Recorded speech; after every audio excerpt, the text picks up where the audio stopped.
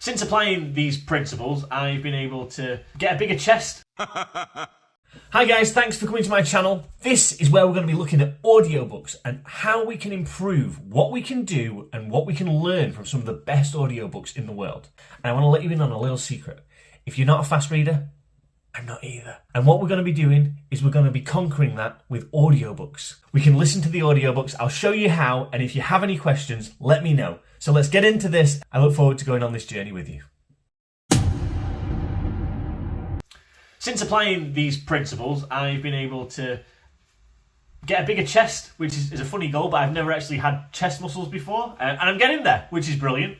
I finished my dissertation with consistency, which was amazing, and I'm improving my ability to learn Chinese. There's a couple of other things that I'm going to be doing once learning guitar, but all of these goals are going to be done consistently with small increments, not hours, not 1,000 press-ups, maybe 5 minutes of playing the guitar.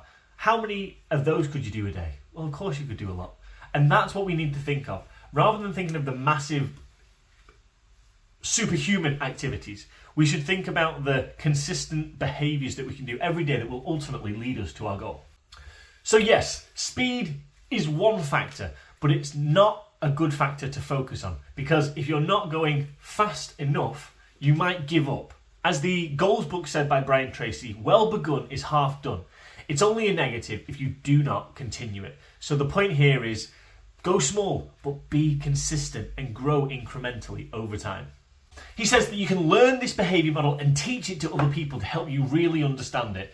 Behaviour equals motivation, ability and prompt. Teach that to somebody in 2 minutes today and see what they say, and it'll help you understand it better. If we rely on motivation alone, this can be a really tough and brutal way to get what we want. One of the statistics the book says is there's over 100 million courses that are booked or paid for, costing over $100 million online. And of those courses, only 10% are completed, which shows how hard relying on motivation alone can be. It's about understanding those other factors. Ability, how can you make it easier? Prompt, what can prompt you? And how can you be consistent every day? He says a lot of people motivate towards an abstraction.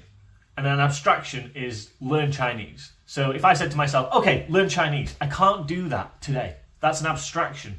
But what a goal is, what a specific task I could do would be to translate a song into Chinese. I can do that every day. Or I could do a piece of that every day, or I could do a word a day.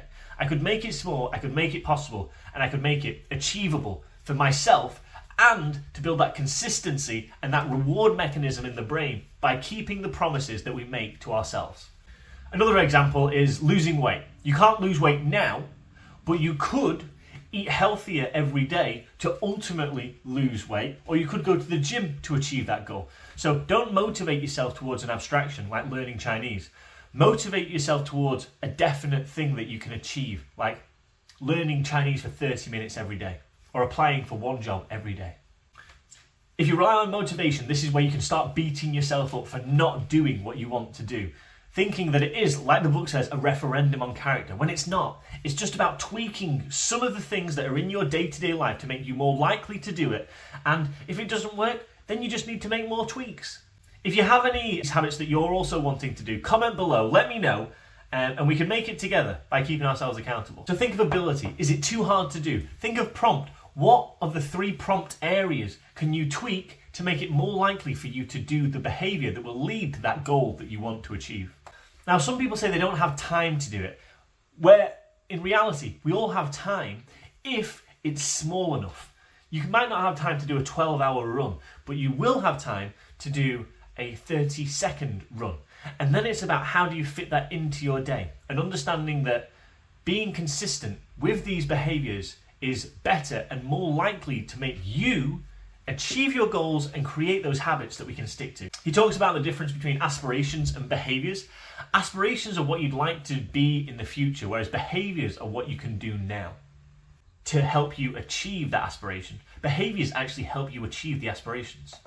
Once you understand your why do you want to do a certain thing? To achieve that goal of getting the job, to achieve that perfect body, to be that future self that you desire. Once you know why you're doing it, you can then start to think of how. What behaviours could you do every day to help you get there? And if you're not doing them once you've understood them, maybe you need to shrink the behaviours and make them tiny, just like this book helps us realise. Now, there's another section that BJ Fogg does for businesses, and I'm going to break that out into another video specifically for us to understand what we can do in the business space while using these tiny habits. I'd give this book 8 out of 10. It's just as good as Brian Tracy's book, but it gives you some actionable frameworks like Brian Tracy's, but I think it's more modern.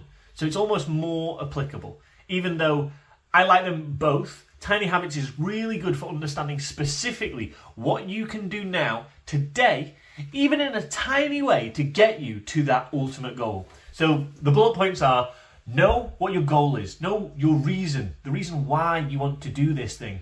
Make sure you want to do the behaviour. Then understand how can you make it small so your ability, your ability is way above what needs to be done to achieve this task. And then fix this into your day by creating a prompt. Prompt within what you do, prompt within what other people do, or prompt within a reminder. The next book we're going to be looking into is Digital Minimalism by Carl Newport. And I'd love to know what you think about that. Thanks for watching, guys. Don't forget to like, share, subscribe. It's been great talking about tiny habits and understanding how we can tweak and tweeze the behaviours that we do every day to help us achieve those long-term aspirations. Let's think of it on a longer timeline. Rather than by the end of the month, think of it in 10 years. If you do a tiny habit over 10 years, you can achieve almost anything. Let's be kind to ourselves, let's be consistent, and let's be positive and determined.